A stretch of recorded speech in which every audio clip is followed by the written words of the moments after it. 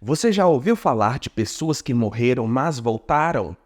Gente comum, médicos, crianças, até ateus. Gente que esteve por minutos tecnicamente morta, sem batimentos, sem cérebro ativo e mesmo assim voltou com lembranças claras, com histórias inacreditáveis, com detalhes que ninguém imaginaria. Algumas dizem ter visto luzes, outras entes queridos. Algumas se viram fora do próprio corpo. Mas será que isso é real?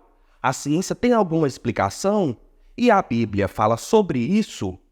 Hoje a gente vai mergulhar fundo nas experiências de quase morte.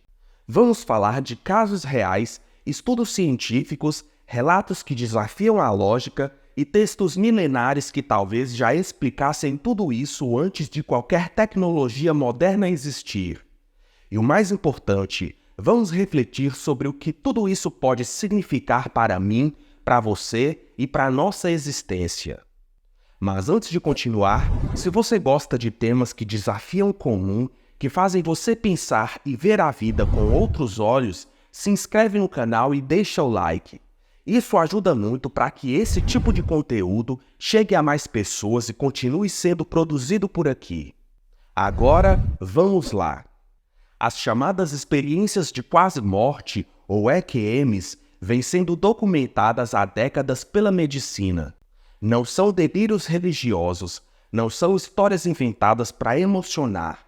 Elas estão nos registros médicos, em universidades, revistas científicas e até em depoimentos de gente que antes não acreditava em nada além do que os olhos podem ver. Um dos casos mais estudados foi o de Pam Reynolds, uma mulher que precisou passar por uma cirurgia rara no cérebro. Durante o procedimento, os médicos induziram uma parada total.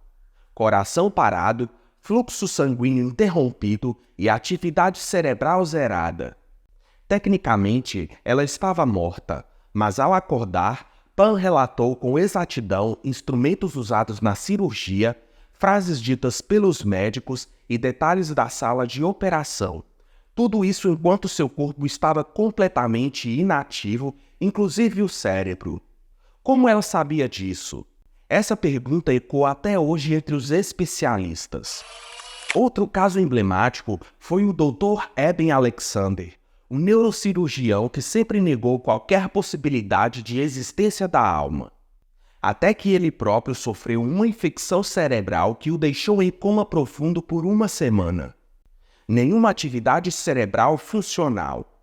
Mas durante esse estado, ele afirma ter vivido uma experiência consciente, intensa, cheia de significados e sensações.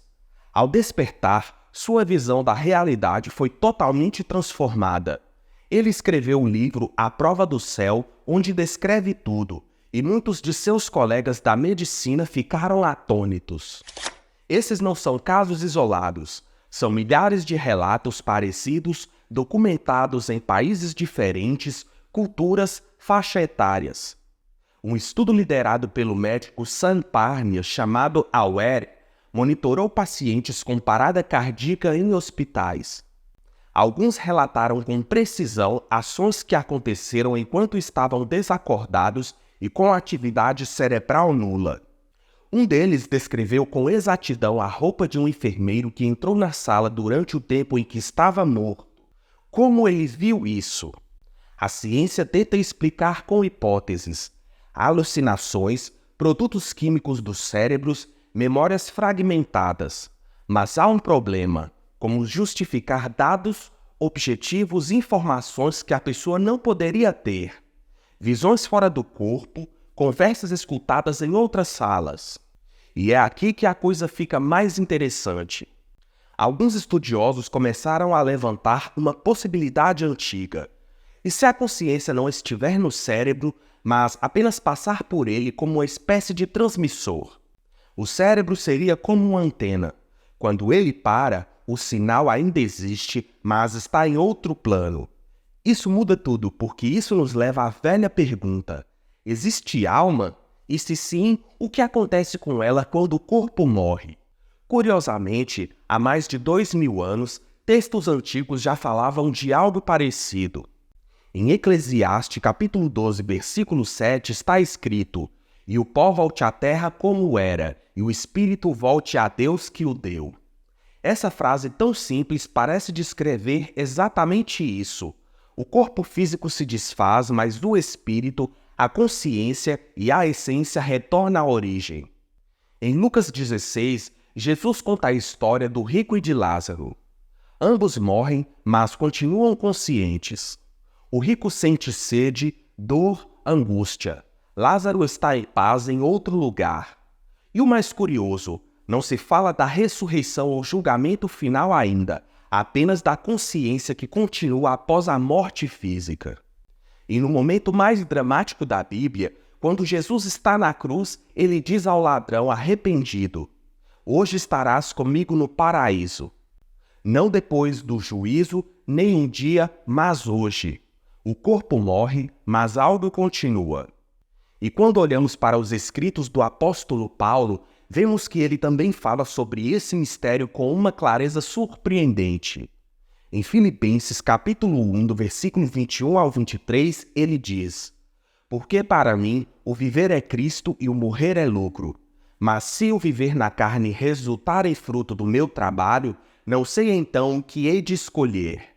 Ora, de um lado e outro lado, estou constrangido, tendo o desejo de partir e estar com Cristo, porque isto é ainda muito melhor." Aqui Paulo não só demonstra total consciência do que viria após a morte, mas diz desejar isso. Ele fala com convicção de que morrer não é perda, é ganho. Em 2 Coríntios capítulo 12, versículo 2 ao 4, Paulo narra algo que hoje muitos identificariam como uma experiência fora do corpo. "Conheço um homem em Cristo que há 14 anos foi arrebatado ao terceiro céu. Se no corpo ou fora do corpo, não sei, Deus o sabe. Foi arrebatado ao paraíso e ouviu palavras inefáveis que ao homem não é permitido falar." Paulo viveu algo tão profundo, tão fora da realidade física, que nem sabia explicar se estava no corpo ou não. Exatamente como muitos descrevem nas EQMs hoje. Coincidência? Essas passagens que por tanto tempo foram tratadas apenas como doutrinas religiosas, agora ganham um novo significado quando comparadas aos relatos modernos de EQMs. Elas se tornam possíveis, reais, compatíveis com o que a própria ciência começa a estudar. Claro, a ciência ainda não provou a existência da alma de forma absoluta. E talvez nunca consiga, porque estamos falando de algo que vai além do material.